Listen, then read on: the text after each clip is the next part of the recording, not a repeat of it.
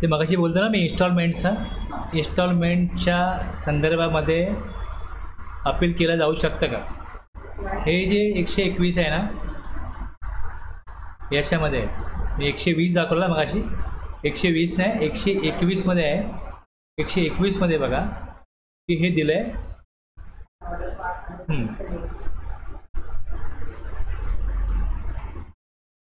No appeal shall be against any decision taken or order passed by an officer of central tax if such decision taken or order passed relate to any one or more of the following matters. म्हणजे order काढली and order pass section 80 24 आहे 12 तर 12 याच्या against appeal नाही होणार.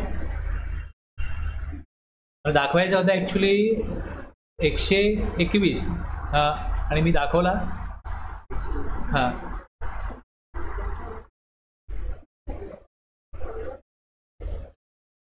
Okay ठीक आहे, एवढं करेक्शन करून घ्या. आता येऊ परत इकडे.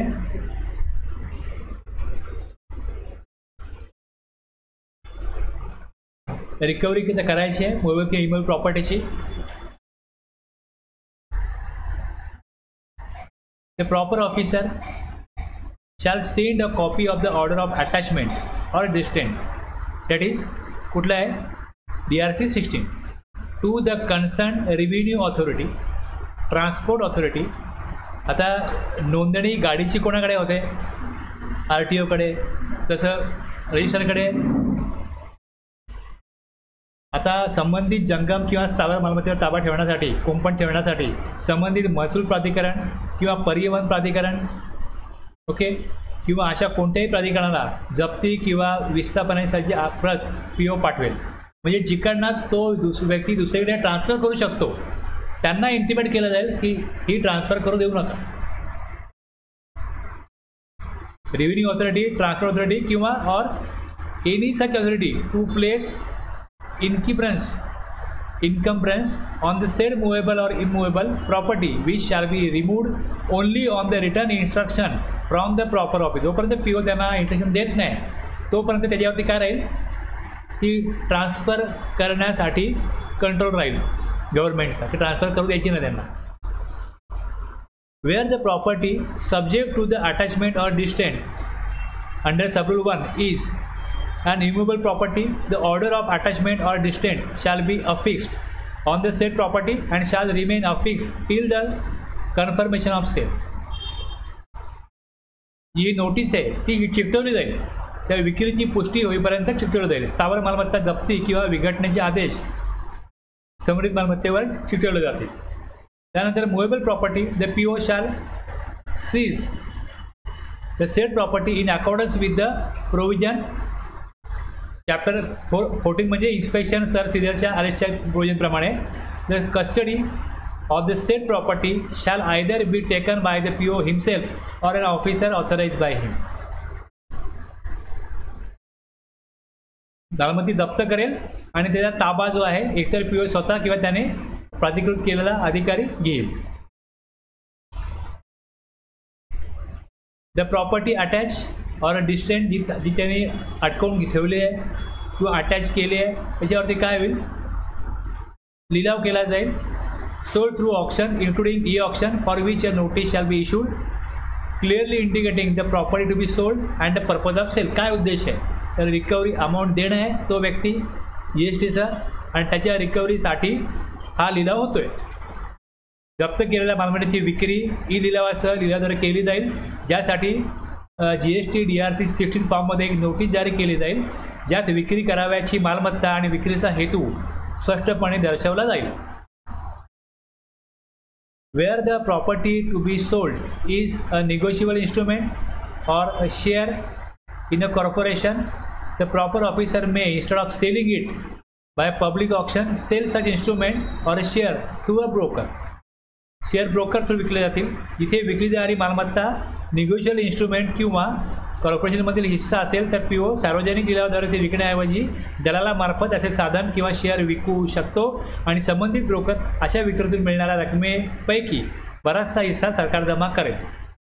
रिड्यूस बाय हिज कमिशन काय करेल तो त्याचं कमिशन रिड्यूस करेल as may be required for the discharge of the amount, वसुलीखालील रक्कमेचा निपटारा करणे आणि शिल्लक राहिलेली रक्कम असल्यास निगोशिएबल इन्स्ट्रुमेंट किंवा शेअरच्या मालकास अदा करणे.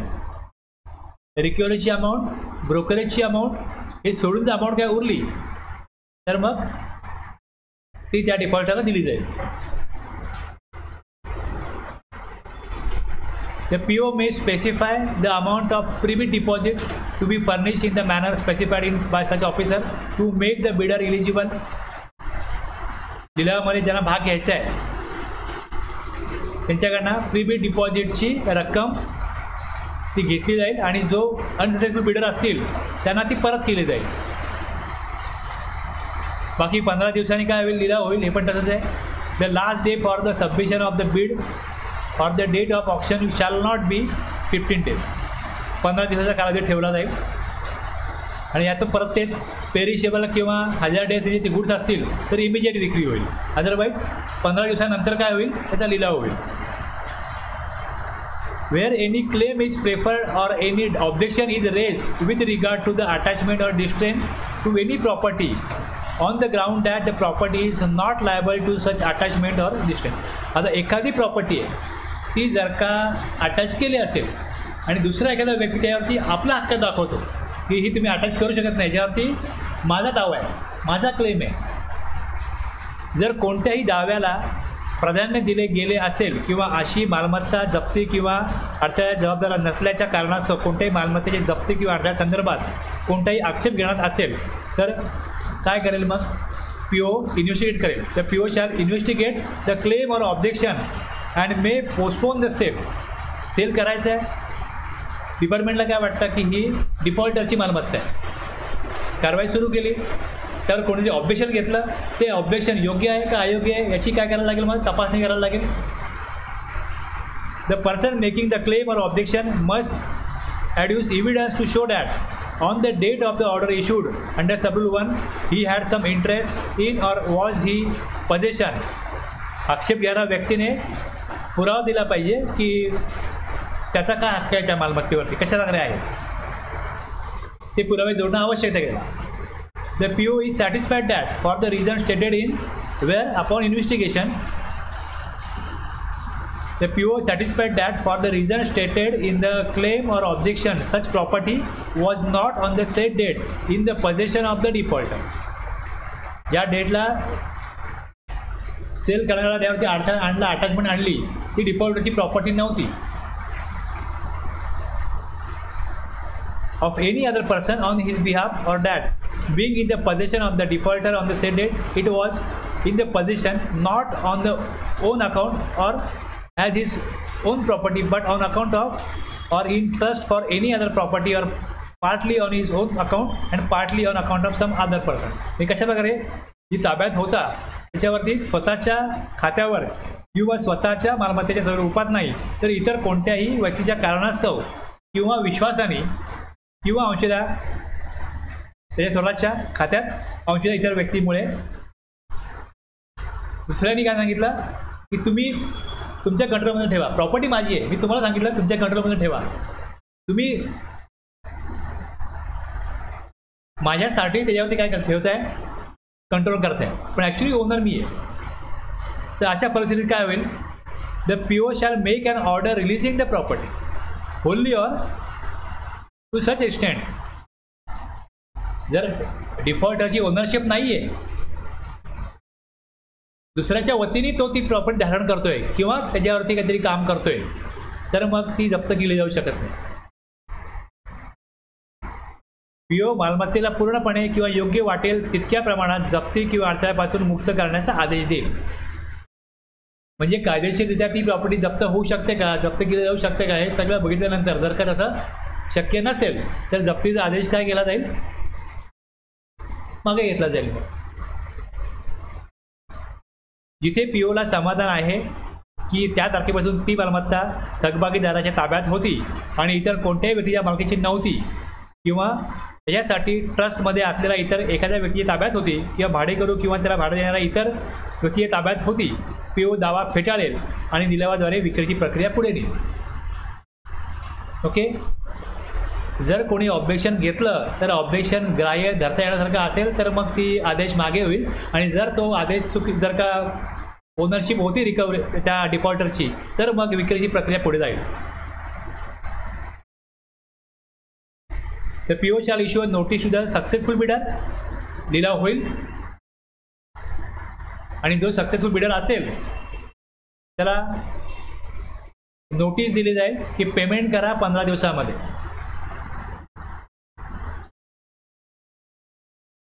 After the said payment is made he shall issue certificate. Certificate हे असतं कुठलं, GST DRC 12, specifying the details of the property, date of transfer, the details of the bidder and the amount paid, and upon issuance of such certificate the right, title and interest in the property shall be deemed to be that transferred to such bidder. Certificate मध्ये काय दिलं जाईल की ती मालमत्ता आहे BRC 12 मध्ये मालमत्तेचा तपशील, हस्तांतरणाची तारीख, निविदाकाराचा तपशील आणि भरलेली रक्कम.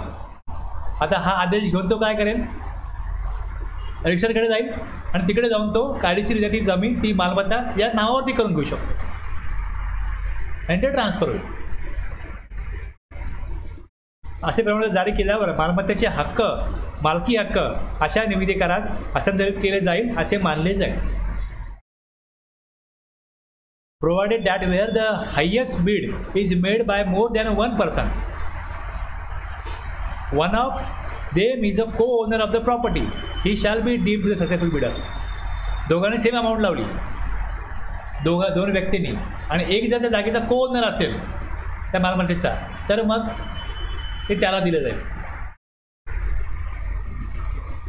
जो सहमालक आहे तो यशस्वी निविदाकार मानला जाईल. म्हणजे जर तुम्ही 5 करोड बोललात, तुम्ही बोलले 5 करोड, मी बोलले 6 करोड, मी बोलले 6 करोड, कारण मी जर मी को-ओनर आहे तर मला एक्स्ट्रा बोलण्याची अमाऊंट गरज नाही. तुम्ही जेवढी बोलाल तेवढीच मी बोलेन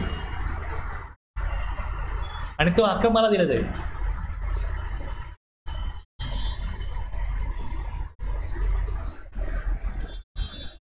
any amount including stamp duty, tax or fee payable in respect of the transfer of the property specified in sub-rule 12 shall be paid to the government by the person to whom the title in such property is transferred.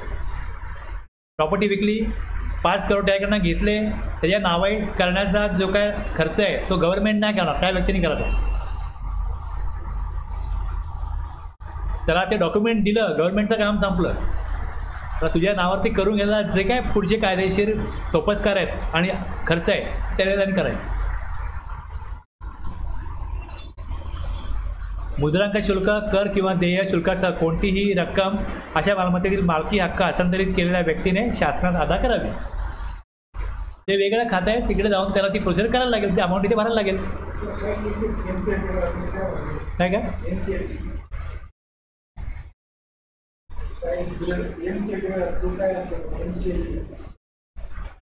नाही माहिती मला. म्हणजे काय होतं actually,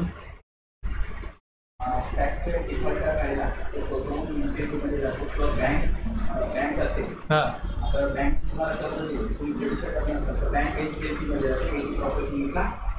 आणि मग पैसे द्या आणि त्यानुसार ते क्लेम करा. पहिले बँकेचा गव्हर्नमेंटचे, नॉन गव्हर्नमेंटचे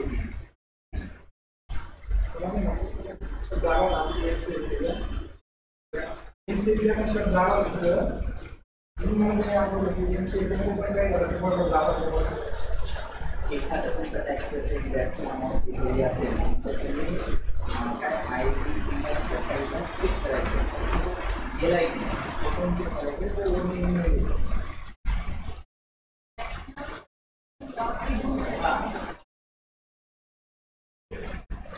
हे बघा कसं आहे, तुमच्याकडे तुम्ही ज्या काय कारवाई बघत असाल ना, तुम्ही हे बघा की ती कुठल्या तरतुदीनुसार होते हे लक्षात घ्या. माझं काम काय हे एवढंच सांगणं आहे की बाबा ही तरतूद आहे, याप्रमाणे हे होत असेल. तुम्ही ती लिंक लावा की तुमच्याकडे ती कारवाई कुठल्या तरतुदीनुसार होते. कुठलंही बघा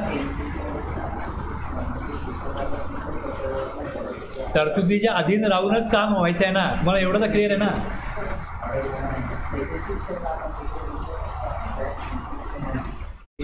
त्याच्या फक्त 10% आपण वापरणार नाही. ते पण शिल्लक राहिलं तर आता पुढे बघा पुढचा sub rule. Where the defaulter pays the amount under recovery including any expenses incurred on the process of recovery before the issue of notice under sub rule 4, the PO shall cancel the process of auction and goods release करेल. The PO shall cancel the process and proceed for re-auction. जर पर्याप्त बोली लागली नाही आणि sufficient जर का बोली लागले नसतील तर मग काय होईल, ते लिलाव कॅन्सल होईल.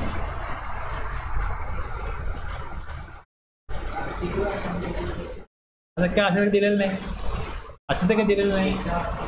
हां, आता कॅन्सल जर का त्यांना तिथे कॉम्पिटेटिव्ह पाहिजे ना, जी काय बोली आहे, no bid is received or option is considered to be non competitive, जर तिकडे दिलं असेल ना नियमामध्ये, तर 2 पेक्षा जास्त वेळा बोली जाता येणार नाही. तर लिमिट झालं, तर दिलंच नाही आहे, किती वेळा करा. जर दिलं आहे, जर पर्याप्त अमाऊंट लावणारे येत नाही आहेत तर तुम्ही अरेंजमेंट करा, पुढच्या वेळेला करा, अजून पुढच्या वेळेला करा, ते करा. आणि ती जी अमाऊंट येणं अपेक्षित आहे ती अमाऊंट आलीच पाहिजे ना. आता समजा इकडे दिलं असं की 2 वेळाच, तुम्ही काय कराल, तुमची 4 माणसं आणाल आणि बा बोली लागत नाही, मग काय, जी लागेल ती घ्या, मग तुम्ही मॅनेज कराल ना. हे पुढे काय दिलं आहे बघा, की ऑफिसरने बोली लावायची नाही. No officer or other person having any duty to perform in connection with any sale under the provision of this chapter shall either directly or indirectly bid for acquire or attempt to acquire any interest in the property sold. जर तुम्ही म्हणता की बा 2 वेळा पुकारायचा, 2 वेळा नाही आले तर मग जी अमाऊंट येईल ती घ्यायची का, पण नाही ना, असं होणार. मग तुम्ही त्याचं मॅनेजच कराल. बऱ्याच वेळा जिच्याकडे अधिकार असतो, जबाबदारी असते, जबाबदारी आहे म्हणजे अधिकार आले, मग गैरवापर केलेला अधिकाराचा. स्वतःहून त्यात इंटरेस्ट घ्यायचा नाही, स्वतः करायची प्रॉपर्टी घ्यायची नाही अधिकाऱ्याने. नो ऑफिसर या अध्यायातील तरतुदीनुसार कोणत्याही विक्री संदर्भात कोणतेही कर्तव्य बजावणारा कोणतेही अधिकारी किंवा इतर व्यक्ती प्रत्यक्ष किंवा अप्रत्यक्षपणे विकल्या गेलेल्या मालमत्तेत कोणतीही बोली लावणे, संपादन करणे किंवा कोणतेही हक्क मिळवण्याचा प्रयत्न करणार नाही करायचं त्यांनी. म्हणजे इमानदारीत त्या प्रॉपर्टीचा जी काय मार्केट व्हॅल्यू आहे ती रिकवर कशी होईल मॅक्झिमम, म्हणजे ज्याचं जो डिफॉल्टर आहे त्याचं पण नुकसान होऊ नये आणि गव्हर्नमेंटचा पण लॉस होऊ नये, हे बघणं हे त्याचा कर्तव्याचा भाग आहे. लक्षात घ्या ना याच्यामधनं.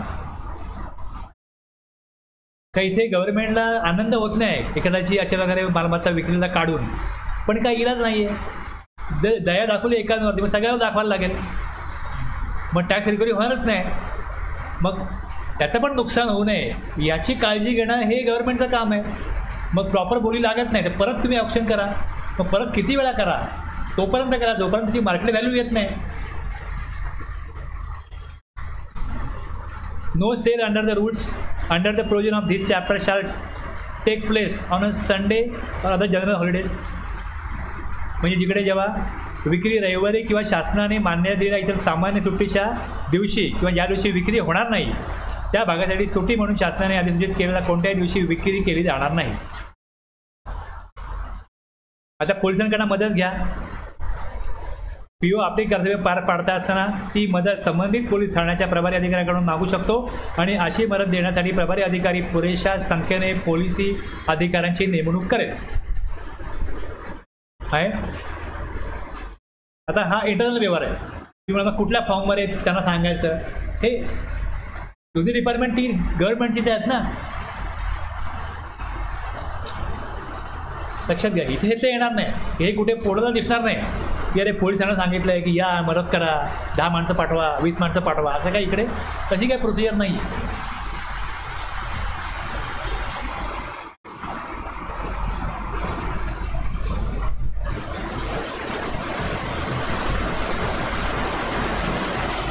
यामध्ये रूल खूप आहेत आणि त्या रूलमध्ये प्लस मायनस सगळ्या अशाच तरतुदी आहेत. कळू शकतं डिजिटल काय नाही. आणि जसं मोबाईलवर प्रॉपर्टी झाले तिथे काय गुड कमी करणे, त्याच प्रकारे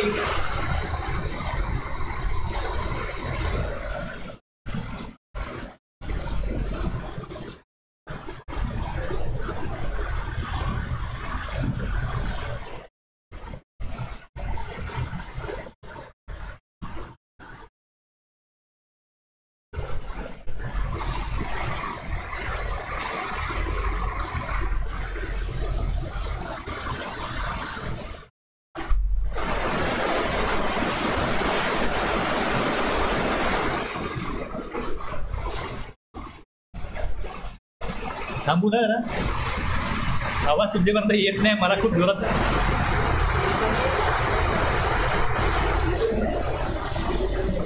मला खूप जोरात बोलायला लागतंय म्हणून विचारलं.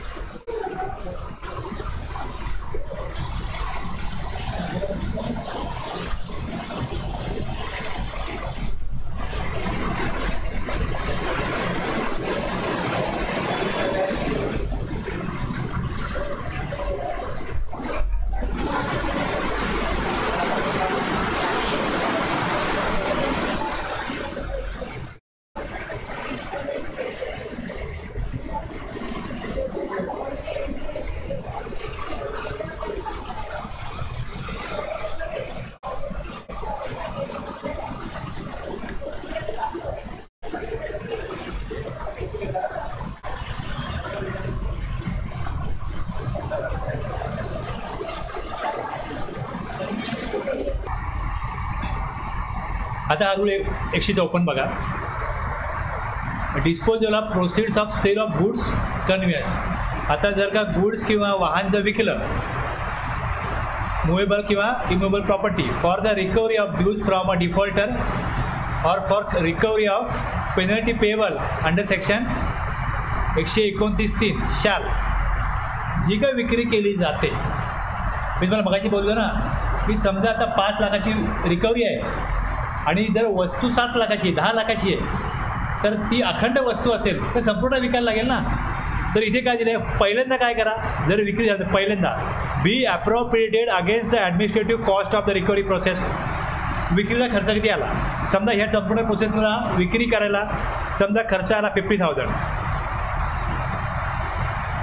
ही रक्कम कोणामुळे खर्च झाला, त्या डिफॉल्टरमुळे. ही अमाऊंट पहिले काढा. नंतर next be appropriate against the amount to be recovered or to the payment of the penalty payable under section 129(3) as the case may be. जी काय अमाऊंट आहे पेनल्टी ती अमाऊंट काढा. तर समजा ती अमाऊंट समजा 1 लाख आहे, ती काढली. समजा इकडे 10 लाख आहे, धरून त्यांना 10 लाख आहे, ती काढली. Next the appropriated against any other amount due from the defaulter under the act और द IGST ॲक्ट, पेनल्टी आहे, दुसरा कुठला टॅक्स आहे, अगेन्स्ट एनी अमाऊंट देय असलेल्या इतर कोणत्याही रकमेवर विनियोग केला जाईल. आणि जर बॅलन्स असेल म्हणजे जी काय अमाऊंट ॲडमिनिस्ट्रेटिव्ह कॉस्ट आहे, पेनल्टी आहे, टॅक्स आहे, हे सगळं वजा करून आणखीन काय अमाऊंट आहे इकडे. आणि बॅलन्स ती वस्तू विकून जर का 15 लाख आले तर बॅलन्स 4 लाख आहे. The balance if any shall be credited to the electronic cash ledger of the owner of the goods conveyance as the case may be, in case the person is registered under the act, where the said person is not required to register under the said amount shall be credited to the bank account. 15 lakh आले तर लिलाव करायचा खर्च आला, तो खर्च, त्याचा penalty, त्याचा टॅक्स, हे सगळं जमा करून जी अमाऊंट उरेल ती 100%च्या कॅश लेजरला जाईल. मग तो रिफंड घेईल, त्याला हवी ती अमाऊंट तो रिफंड घेईल. आणि जर अनरजिस्टर्ड पर्सन असेल तर त्याच्या बँक अकाउंटमध्ये जमा होईल. विक्री करून हां तेच दिलं ना इकडे. If balance if any shall be credited to the electronic cash ledger, कोणाच्या, owner of the goods conveyance as a case may be, in case the person is register under the act. CGST ॲक्टमध्ये registered व्यक्ती असेल तर उर्वरित रक्कम त्याच्या electronic cash लेजरला जमा होईल. आणि अनरजिस्टर्ड व्यक्ती असेल, a person is not required to be register under this the act, the said amount shall be credited to the bank account त्या पर्सनची. Where it is not possible to pay the balance of the sale proceeds as per clause D. D मध्ये दिली जाऊ शकत नसेल तर to the person concerned within a period of 6 months from the date of sale of such goods or conveyance or such further period as the PO may allow, such balance of the sale proceeds shall be deposited with the fund. आता जेथे कलम ड नुसार विक्रीतून शिल्लक रक्कम भरणे शक्य नाही, उपनियम 1 अन्वये संबंधित व्यक्तीला अशा वस्तू किंवा वाहनाची विक्री झाल्याच्या तारखेपासून 6 महिन्याच्या कालावधीत किंवा पीयू परवानगी देईल अशा पुढील कालावधीत विक्री शिल्लक रक्कम निधीत जमा केली जाईल.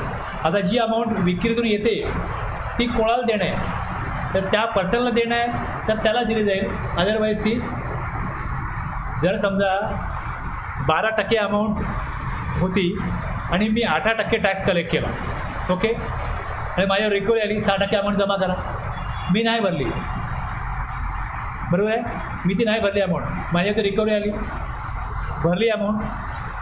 आता अमाऊंट द्यायची कोणाला? जी अमाऊंट टॅक्सपेअरला मिळेल आणि अदरवाईज ती कुठे जाईल? Such balance of self proceed shall be deposited with the fund. Fund म्हटलं तर कंझ्युमर वेलफेअर फंड आहे, फंडचा अर्थ. Where it is not possible to pay the balance of the self proceed, जी रिमेनिंग अमाऊंट आहे ती कोणाला द्यायची आहे?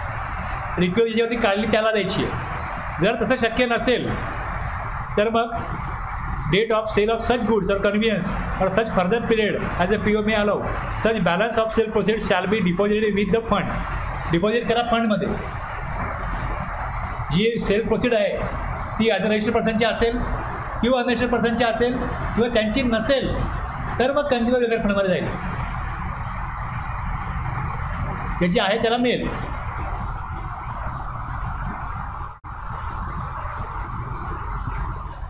हे झाले 4 क्लॉज.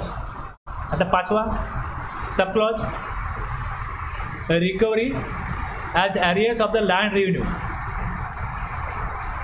आता इथे काय होईल? The PO may prepare a certificate signing by him specifying the amount due from such person and send it to the collector of the district in which such person owns any property.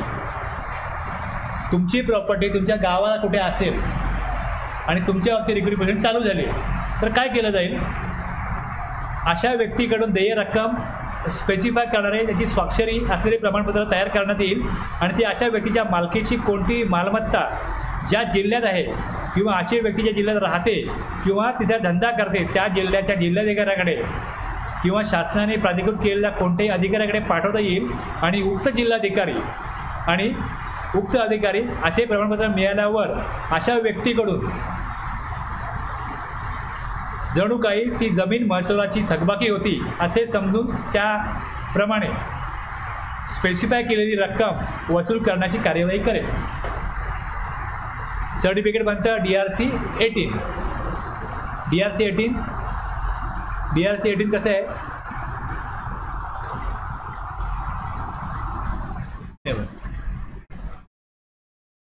Certificate option, demand detail सगळं येईल याच्यामध्ये. The said GSTN holder owns property, resides, carries on business in your jurisdiction, the particulars of which are given hereby. You are requested to take early step to release the same amount from the said defaulter as if it were an arrears of land revenue.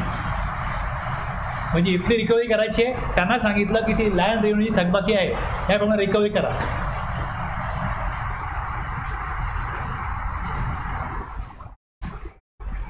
कळलं? मग DRC 18 दिलं. F क्लॉजमध्ये recovery as fine impose by magistrate. The PO may file an application to the appropriate magistrate and such magistrate shall proceed to recover from such person the amount specified thereunder as if it were a fine imposed by him. मॅजिस्ट्रेटनी fine impose केली त्याच्यावरती. संबंधित अधिकाऱ्यास उच्च दंडाधिकाऱ्याकडे अर्ज दाखल करता येईल आणि अशा दंडाधिकारी अशा व्यक्तीकडून जणू काही त्याने लादलेला द्रव्यदंड होता असे समजून त्या अंतर्गत स्पेसिफाय केलेली रक्कम वसूल करण्याची कार्यवाही करेल. DRC 19 recovery through court. The PO shall make an application before appropriate magistrate. की याप्रमाणे आता यांना मॅजिस्ट्रेटला काय करायचं आहे? इथे रिक्वेस्ट म्हटलं तर ना, इथे पण त्याचप्रमाणे काय येईल?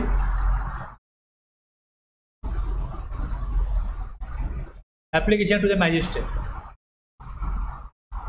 you are requested to kindly recover such amount.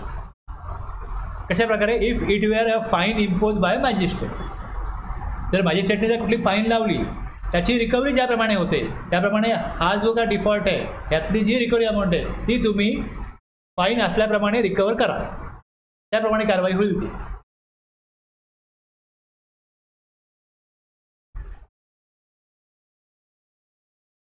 Rule 146. आणखीन काय रूल आहेत?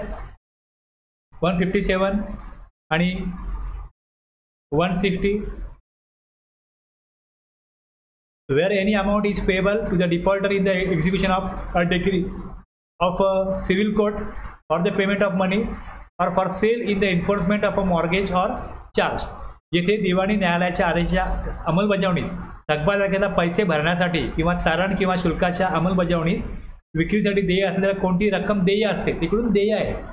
The PO shall send a request in DRC 15 to the said court and the amount shall, subject to the provision of the Code of Civil Procedure, execute the attached decree or credit net proceeds for settlement of the amount recoverable. त्याला जेव्हा तिथे मिळणार आहे ती PO समरित न्यायालयाला form GST 15 मध्ये विनंती पाठवेल आणि न्यायालय दिवाणी प्रक्रिया संहिता 1908 तरतुदींच्या अधीन राहून संलग्न डिक्रीची अंमलबजावणी करेल आणि वसूल केलेल्या रकमेच्या सेटलमेंटसाठी निव्वळ उत्पन्न जमा करेल.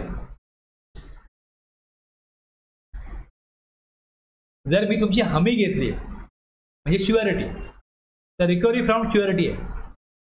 Wear any person has become surety for the amount due to the defaulter, he may be proceeded against under this chapter as if he were the defaulter.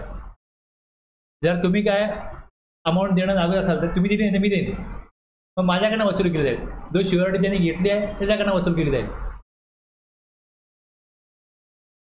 Recovery from company in liquidation, company बंद करण्याची जी प्रक्रिया असते त्याला म्हणतात liquidation. Where the company is under liquidation as specified in section 88, the commissioner shall notify the liquidator for the recovery of any amount representing tax, interest, penalty or any other amount due under the act in DRC 14.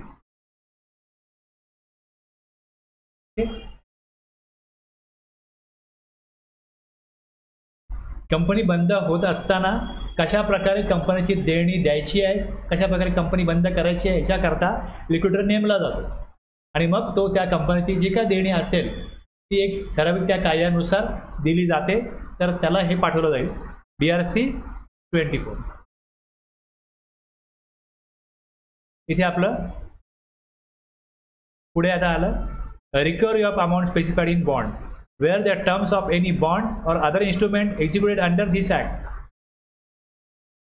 आता जसं provisional बघितलं ना आपण, provisional attachment, त्यामध्ये 25% amount द्यायची आहे, bond द्या. तर कुठे बॉन्ड दिला असेल तर instrument, bond or other instrument executed under this act or any rules or regulations made thereunder provision provide that any amount due under such instrument may be recovered in the manner laid down in subsection 1. The amount may without prejudice to any other mode of recovery be recoverable. आता कुठे bond म्हणजे काय? बंधपत्र, मराठीत कोणत्याही बंधपत्राच्या किंवा अन्य सलोखाच्या निष्पादित केलेल्या अटीमध्ये अशी तरतूद करण्यात आली असेल की अशा संलेखनाला कोणती देय रक्कम कोड कलम 1 मध्ये निर्धारित केलेल्या रीतीने वसूल करण्यात येईल. बॉन्ड का घेतात? काय अमाऊंट देय झाली नाही दिली तर ती बॉन्ड थ्रू रिकवर केली जाईल, तर तो बॉन्ड एक्झिक्यूट केला जाईल, असा याच्यामध्ये तरतूद आहे.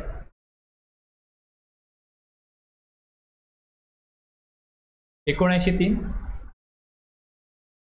Officer may recover CST dues from the defaulter and credit the same. AGST, UTGST officer may also recover. CGST officer recover करेल AGST UTGST आणि AGST UTGST officer may also recover CGST dues from defaulter and credit the same to the central government.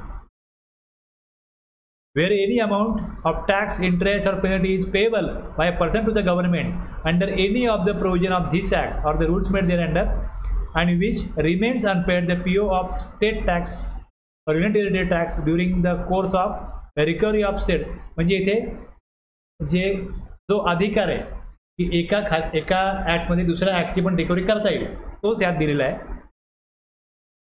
त्या म्हणतात cross empowerment.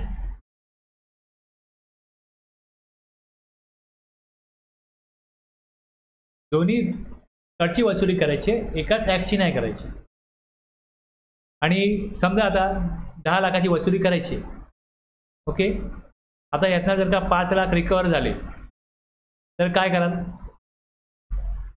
तर apportionment of amount collected to state centre हे दिलेलं आहे. वसुली करू पण आता 5 लाख मिळालेत ना, आमचे ठेवतो, पुढचे 5 लाख तुम्हाला देतो, असं नाही करायचं. तो घेण्याचा अधिकार आहे, पण जी रिकव्हरी होईल where the amount recovered under subsection 3 is less than the amount due to the central government and state government, the amount to be credited to the amount of the respective government shall be in proportion to the amount due to such. संपूर्ण amount मिळाली, CGST 5 lakh, AGST 5 lakh, तर प्रश्नच नाही. पण जर कमी मिळाली, 5 लाखच मिळाले, 10 लाख मिळायला पाहिजे, मग 2.5 लाख रुपये जमा करायचे त्या खात्यावर.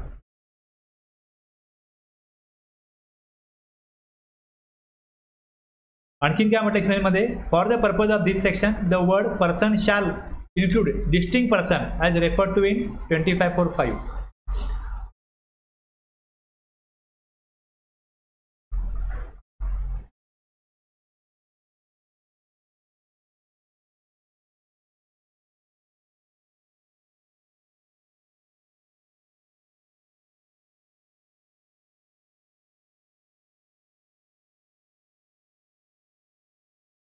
आता हा रूल 144A हे सगळं असंच आहे. इकडे गुड्स कन्व्हेयन्स डिटेन केलं, सीज केलं EV बिल बनवच्या EV बिलच्या केसमध्ये, तर मग त्याचा लिलाव, त्याची वसुली, पुढची कारवाई कशी होईल ती या रूलप्रमाणे होईल.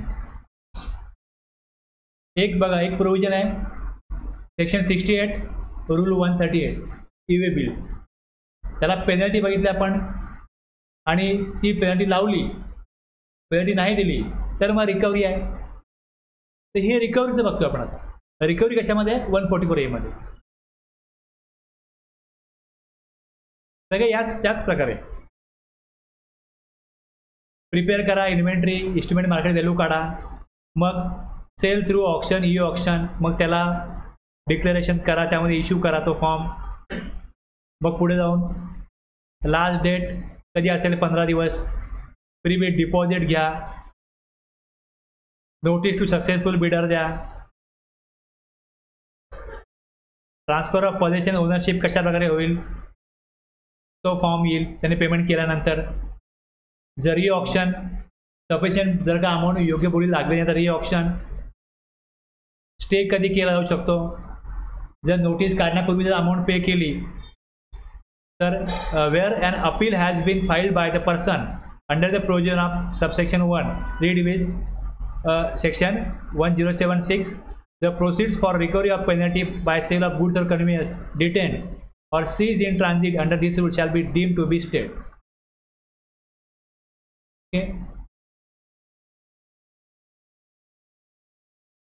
जर गुड्स नाशिवंत असतील, धोकादायक असतील तर हे लागू होणार नाही. काय आहे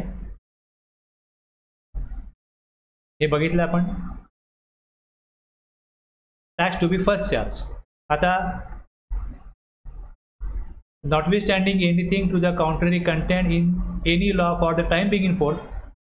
आता सेव्ह व्याज काय म्हटलं की इन्सॉल्वन्सी आणि बँकरप्ट कोडमध्ये जे काय दिलंय ते असेल, त्याच्यानंतर बाकी कुठे काही म्हटलेलं असो.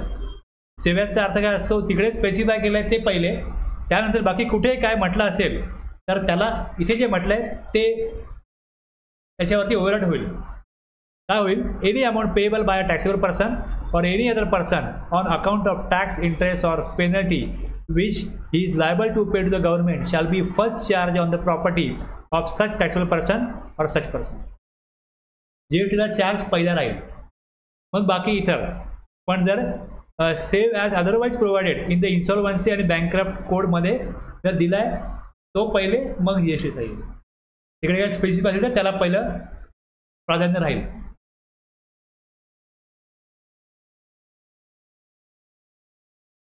Attachment proceeding. सेक्शन 83 काय attachment, provisional attachment to protect revenue in certain cases. आता टॅक्सेबल पर्सन कडनं किंवा थर्ड पर्सन कडनं आता कशा प्रकारे केलेलं बघा. Where after the initiation of any proceeding. इनिशिएटचा अर्थ काय होतो की जसं कारवाईला सुरुवात झाली, इनिशिएट झाली कारवाई, 3 महिने झाले, तर मग काय होईल. आता आफ्टर म्हटलं नंतर. Where after the initiation of any proceeding under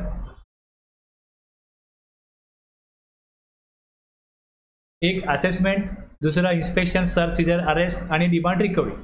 the commissioner is of the opinion that. आता पहिल्यांदा कसं होतं ह्या कारवाईला, पहिले इंटिमेशन, मग शो कॉज नोटीस, नंतर ऑर्डर आणि नंतर 3 महिन्यानंतर रिकव्हरी. असं आहे ना. म्हणजे कारवाई इनिशिएट कुठे झाली, जिथपासनं तुम्हाला टॅक्स डिटरमाइन झाला की देणं आहे टॅक्स पेअर, तो मान्य करेल न करेल पुढची गोष्ट आहे, पण जेव्हा सुरुवात झाली, इनिशिएशन ऑफ प्रोसिडिंग झालं, for the purpose of protecting the interest of the government revenue it is necessary so to do he may by order in writing attach provisionally. काय म्हटलंय, attach provisionally any property including bank account belonging to the taxable person or any person specified in section 122(1)(a) in such manner as may be prescribed. हे लक्षात घ्या. कारवाई संपूर्ण झालेली नाहीये, सुरुवात झालेली आहे, पण जर का गरज वाटत असेल तर बँक अकाउंट किंवा इतर प्रॉपर्टी याच्यावरती प्रोव्हिजनली अटॅचमेंट आणली जाऊ शकते. बँक अटॅच केली जाते ना, बँक अटॅच केली जाते. एखाद्याला नोटीस पाठवली आहे किंवा शोकॉज पाठवली आहे तर तो पैसे विड्रॉ करेल आणि पळून जाईल असं जर वाटलं तर त्याचा बँक अकाउंट पैसे जमा होतील, काढता येणार नाही, अशा प्रकारे अटॅचमेंट बँकेला करतात ना, तेच आहे. आणि जर का अशा प्रकारे अटॅचमेंट केलं, every person provisionally attach shall cease to have effect after the expiry of 1 year from the date of. अशा प्रकारे प्रोव्हिजनल अटॅचमेंट 1 वर्षाहून जास्त कालावधीकरता ठेवली जाऊ शकत नाही. 1 वर्षापर्यंत मॅक्झिमम पिरियड असू शकतो. मग त्याकरता रूल 159. आता तुम्ही बघा याप्रमाणे होतं की नाही, हा फॉर्म जातो की नाही. आता तुमच्या हातामध्ये जी हां तेच दिलंय ना खाली, तेच दिले ना.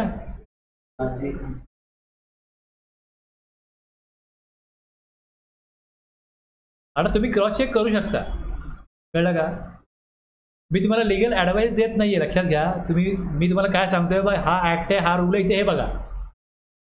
जेव्हा तुम्ही कुठलीही गोष्ट एज्युकेशन पर्पज शिकता तेव्हा तुम्हाला बेसिक प्रोव्हिजन दिलेलं बघायला लागतात. आणि जर तुम्ही जेव्हा ॲक्च्युली एखादी कारवाई करायची असते तेव्हा मग त्याचे लिंक बघायला लागतात की बा ही कारवाई करायची आहे, हा सेक्शन आहे, हा रूल आहे.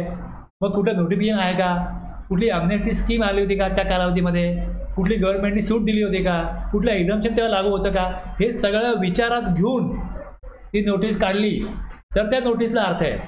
आणि जर असा कुठल्या प्रकारचा एखादा नोटिफिकेशन, एखादी टॅक्सपेअरला असलेली जर का एक्झाम्शन किंवा अशी कुठली सूट जर लक्षात नाही घेतली आणि नोटिफिकेशन काढलं तर मग टॅक्सपेअर काय करणार, ते एक्सपर्टला दाखवणार. मग एक्सपर्ट बघणार की बाबा या सेक्शनप्रमाणे, या रूलप्रमाणे ही ऑर्डर काढलेली आहे, ही ऑर्डर दिलेली आहे, तर ही नियमानुसार कायद्यात बसते का.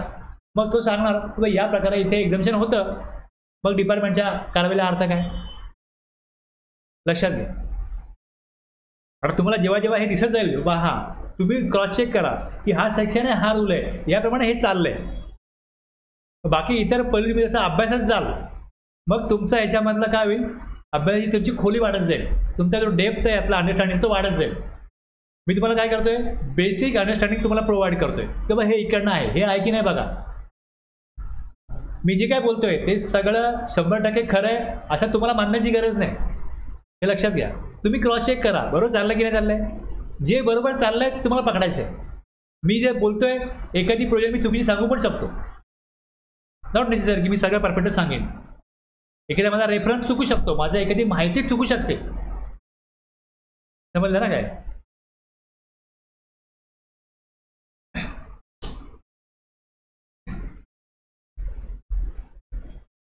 रूल 159 मी डिस्क्लेमर दिलं आहे.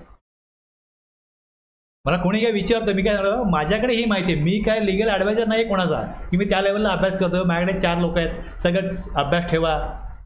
मी बघितलं काय लोकांचं, त्यांच्याकडे असा पसारा पडलेला असतो, बा हे सेक्शन आहे, अशी बुक्स पण मिळतात, वेबसाईटला पण ते बघतात, बा हे सेक्शन आहे, याच्यावरती आलेली सर्क्युलर, म्हणजे जो कुठला संदर्भ येईल ना त्याच्यावरची सर्क्युलर, त्याच्यावरची नोटिफिकेशन, त्याच्यावरती अमनेस्टी स्कीम, हे सगळा असा अभ्यास करतात की कुठे कुठे काय काय आलेलं आहे. आणि त्यातून मग बाबा हे असंच आहे, ही नोटीस बरोबर आहे, एवढा अभ्यास त्यांना करायला लागतो. डेटाबेस तेवढा ठेवायला लागतो. माझ्याकडे जेवढं मला शिकवायला लागतं, बेसिक सांगितलं तेवढं मी घेतो, जेवढं मला समोर येतं तेवढं मी बघतो. मला तेवढं सांगायचं आहे ना. कोणी मला विचारलं तर मी सांगतो, मी जेवढं माहिती तेवढं सांगेन, पण मी जे सांगेन एक गाईडलाईन म्हणून सांगेन, माझा ॲडवाईस म्हणून तुम्ही घेऊ नका. कारण माझ्याकडे संपूर्ण माहिती नसेल तर मी कुठून देणार. माझ्याकडे जेवढे सोर्सेस आहेत तेवढं तुम्हाला मी देईन.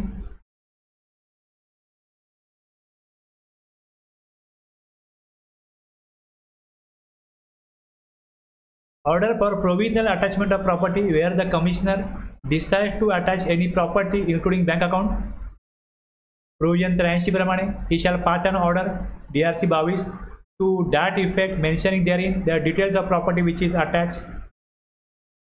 The commissioner shall send a copy of the order attachment copy पाठवेल to the concerned revenue authority, transport authority or any such authority to place on the said immovable property which shall be removed only on the written instruction from the commissioner to the effect on किंवा मग expiry of period 1 year. त्याला period दिला 1 वर्ष, जास्त असणार नाही. मग ती ऑर्डर देतील 1 वर्षापर्यंत अधिकार आहे. किंवा त्याच्या अगोदर त्यांनी सांगितलं की आता आम्ही तो अटॅचमेंट काढलेली आहे, तर मग रेग्युलर चालू होईल त्याचं. रिलीज ऑफ आता पेरिशेबल आणि हॅझार्डस गुड्स आहेत. And if the property attach is a perishable किंवा hazardous, if the person whose property has been attach pay an amount equal, जर तो अमाऊंट पे करतो an amount equivalent to the market price of such property or the amount that is or may become payable by such person by such person whichever is lower, then such property shall be released forthwith by an order on proof of payment. आता काय दिलंय की जर का where the property attach is of perishable, नाशिवंत आहे किंवा धोकादायक, हॅझार्डियस नेचर आहे, and if the person whose property has been attach pays an amount equivalent to the market price of such property or the amount that is or may become payable by such person whichever is lower. Market price किती आहे? Suppose 2 lakh आहे. काय म्हटलं पहिले? an amount equivalent to the market price if the person whose property has been attached पे केलं an amount equal to the market price, suppose 2 lakh of such property, or दुसरं काय, the amount that is or may become payable by such person by the taxable person whichever is lower, समजा 1.5 lakh, then such property shall be released forthwith त्वरित by an order in form DRC 23 on proof of payment. Where the such person fails to pay the amount referred to in subrule 3 in respect of the said property of perishable hazardous nature, the commissioner may dispose of such. नाही payment केलं तर खराब होणार, dispose होईल, and the amount released thereby shall be adjusted against the tax interest penalty. May dispose of such property and the amount released thereby shall be adjusted against. आता जर का त्याची मार्केट व्हॅल्यू नाही मिळाली, खराब होते, तर जी काय व्हॅल्यू मिळेल तेवढी ॲडजस्ट केली जाईल त्याच्या टॅक्स पेनल्टी आणि फीजमध्ये. Any person whose property is attach may file an objection. Attach केली तर ऑब्जेक्शन करू शकतो 22A मध्ये, to the effect that the property attach was or is not liable to attach and the commissioner may after affording an opportunity of being heard filing the objection release the said property by 23.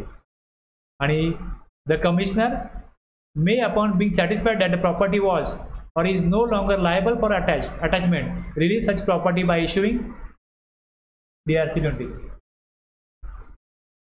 तर हा वेगळा form काढावा लागला 22A. कशा करता? Where any person whose property is attached may file an objection to the effect that the property attached was or is not liable to attach.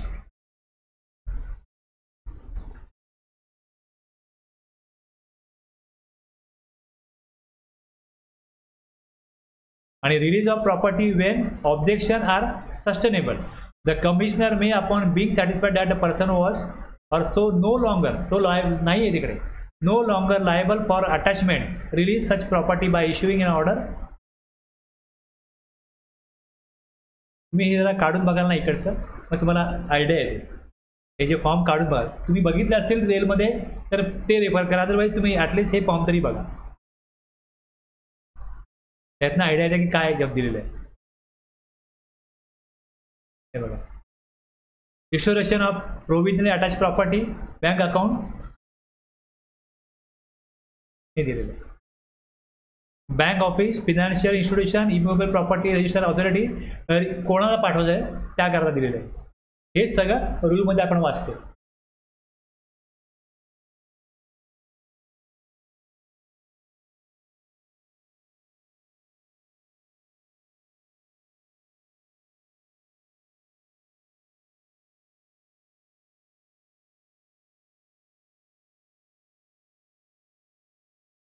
Attachment of debts and shares त्याकरता rule 151.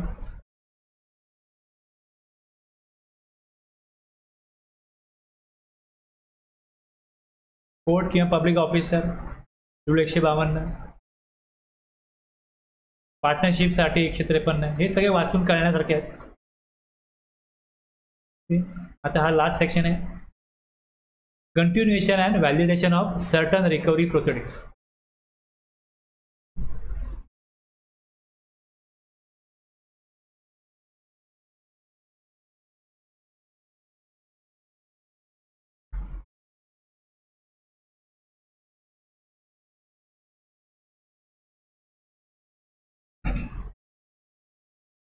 आता याचं heading काय? Continuation and validation of certain recovery proceeding. कंटिन्युएशनचा अर्थ काय होतो? कुठेतरी काहीतरी थांबलंय तर ते कंटिन्यू होईल ना. Where any notice of demand in respect of any tax penalty interest or any other amount payable under this act, म्हणजे यापुढे गव्हर्नमेंट ड्यूज अमाऊंट पेबल आहे, government dues is served upon any taxable person or any other person and any appeal or revision application is filed. अपील आलं तर काय होईल? जी amount देणं आहे ती थांबेल ना, ती प्रोसिडिंग थांबेल. Or any other proceedings is initiated in respect of such government dues, then थांबलं तर काय? त्या बाबतीत नंतर काय? या अधिनियमान्वये देय असलेला कोणत्याही कराच्या, शास्तीच्या, व्याजाच्या किंवा इतर कोणत्याही रकमेच्या जे शासकीय देणं आहे संबंधातील मागणीची कोणतीही नोटीस कोणत्याही करपात्र व्यक्तीवर किंवा अन्य कोणत्याही व्यक्तीवर बजावण्यात आली असेल आणि अशा शासकीय देणीच्या संबंधात कोणतेही अपील, पुनरीक्षण अर्ज दाखल करण्यात आला असेल किंवा अन्य कोणतीही कारवाई सुरू करण्यात आली असेल त्या बाबतीत नंतर काय होईल? where such government dues are enhanced. अपिलामध्ये अमाऊंट अगोदर 5 लाख होती, अपील केलं, लक्षात आलं की अमाऊंट 5 लाख नाही 7 लाख असायला पाहिजे. where such government dues are enhanced in such appeal, revision or other proceedings, the commissioner shall serve upon the taxable person or any other person another notice of demand in respect of the amount. आता जसं demand पाठवतात पहिले काय? Intimation, मग show cause आणि नंतर order. आता जर का ते सगळं झालेलं आहे आणि तो अपिलात गेला आणि 5 लाख नाही तर 7 लाख द्यायचे आहेत, तर जे एक्स्ट्रा 2 लाखाची अमाऊंट मागणी आहे त्याकरता काय केलं जाईल की इनहान्स झालं तर another notice of demand in respect of the amount by which such government dues are enhanced and any recovery proceedings in relation to such government dues are recorded by notice of demand served upon him before the disposal of such appeal, revision or other proceedings may without the service of any fresh notice. 5 लाखाचे 7 लाख झालेत ना, तर त्याला fresh notice द्यायची गरज नाही. Be continued, G recovery आहे continued राहील from the state at which such proceeding stood immediately before such disposal, आणि जी इन्हान्स झालेली अमाऊंट आहे त्याकरता DRC 25 दिली जाईल. जर अपिलात, पुनरीक्षणात किंवा इतर कारवाईमध्ये अशी सक्ती देण्याच्या कोणत्याही रकमेत वाढ करण्यात आली असेल तेव्हा जेवढी वाढीव रक्कम असेल त्यासाठी त्याला DRC 25 दिली जाईल. DRC 25.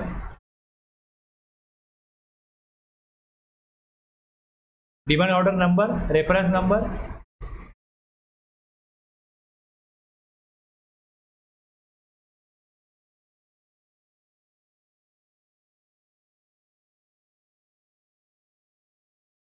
कोणत्याही अन्य व्यक्तीवर दुसरी मागणीची नोटीस बजावील आणि म्हणजे हे DRC 25. आणि हे जे अपील केलं आहे, अपील, पुनरीक्षण किंवा कारवाई निकालात काढण्यापूर्वी तिच्यावर बजावलेल्या मागणीच्या नोटिशीमध्ये समाविष्ट असलेल्या अशा शासकीय देणी संदर्भातील वसुलीची कार्यवाही किंवा अन्य कारवाई, कोणतीही नवीन मागणीची नोटीस न बजावता अशी कारवाई निकालात काढण्याच्या लगतपूर्वी ज्या टप्प्यावर होती तिथपासून पुढे सुरू. जसं अपिलात गेले, स्थगित झालं, इकडे निकाल लागला, 5 लाख नाही 7 लाख आहे, नोटीस द्या DRC 25 मध्ये की आणखी 2 लाख द्यायचे आणि जिकडे रिकव्हरी स्टॉप झाली ती तिथनं पुढे कंटिन्यू करा. दुसरं काय होईल की where such government dues are reduce in such appeal revision, reduce झालं, इट शॅल बी नेसेसरी, परत त्याला फ्रेश नोटीस देण्याची गरज नाही. The commissioner shall give intimation of such reduction. आता जर का अमाऊंट वाढली तर ही DRC 25 काय आहे, नोटीस ऑफ डिमांड आहे. अमाऊंट जर कमी झाली तर मग त्याला इंटिमेशन ऑफ रिडक्शन म्हणतात. इंटिमेट केलं का तुला अगोदर 5 लाख सांगितले डिमांड, ते 5 लाख नाही 3 लाख आहे, आता 2 लाख रिड्यूस झाले. फ्रेश ऑर्डर काढण्याची गरज, DRC 07 परत काढण्याची गरज नाही. या DRC 25 मध्ये ते कम्युनिकेट होईल. हा जो रूल आहे 161 हा काय सांगतो की the intimation or notice for the reduction or enhancement of any demand 84 shall be issued. ते कम्युनिकेट त्या फॉर्ममध्ये होईल की तुमची अमाऊंट वाढली आहे किंवा कमी झाली. आणि रिकव्हरी प्रोसिडिंग जिकडे थांबली होती तिकडनं पुढे कंटिन्यू होईल. The recovery proceedings intimated on the basis of demand served upon him prior the disposal of such appeal ती कंटिन्यू होईल. पण अगोदर 5 लाखाची होती, वाढले तर रिकव्हरी 7 लाखाची होईल. जर कमी झाले तर रिकव्हरी 5 लाखाची 3 लाख झाली तर 3 लाखाची होईल. आणि जो काय बदल झाला आहे त्या अपिलामध्ये तो इंटिमेट होईल फॉर्म DRC 25 मध्ये. क्लिअर आहे?